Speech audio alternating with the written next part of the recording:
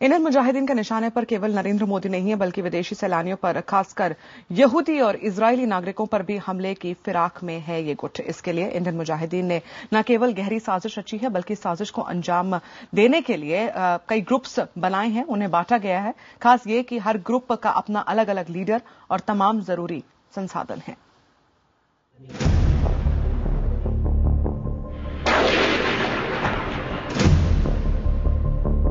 क्या इंडियन मुजाहिदीन बनेगा अलकायदा?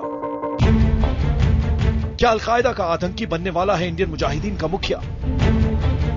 गुजरात के मुख्यमंत्री नरेंद्र मोदी की पटना रैली में हुए धमाके के बाद पकड़े गए इंडियन मुजाहिदीन के आतंकी कर रहे हैं सनसनीखेज खुलासे।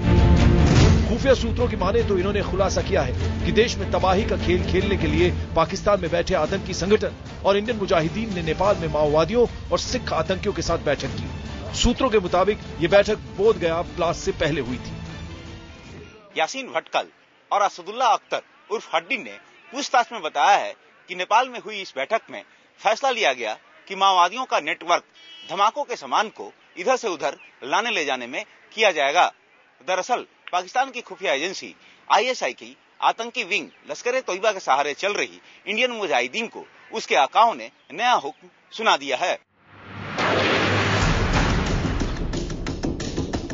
खुफिया सूत्रों की माने तो पाकिस्तानी खुफिया एजेंसी आईएसआई और लश्कर ए तैयबा ने इंडियन मुजाहिदीन से भारत में अलकायदा जैसा नेटवर्क तैयार करने के लिए कहा है। इंडियन मुजाहिदीन से कहा गया है कि अगर वो अलकायदा जैसा काम नहीं कर सकते तो उन्हें अलकायदा के एक बड़े आतंकी को अपना मुखिया बनाना होगा।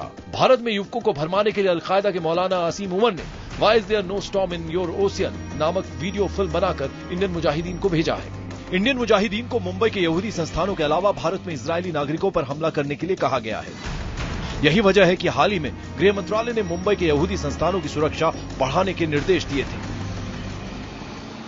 तबाही के नए मास्टर प्लान पर काम करने के लिए इंडियन मुजाहिदीन के खास लोगों की एक मीटिंग पाकिस्तान में हो चुकी है। इस साल के शुरुआत में हुई इस मीटिंग में सबसे बड़ा फैसला इंडियन मुजाहिदीन को कई ग्रुप में बांटना था। सूत्रों के मुताबिक इस साल की शुरुआत में पाकिस्तान में इंडियन मुजाहिदीन के 15 बड़े आतंकियों को बुलाया गया।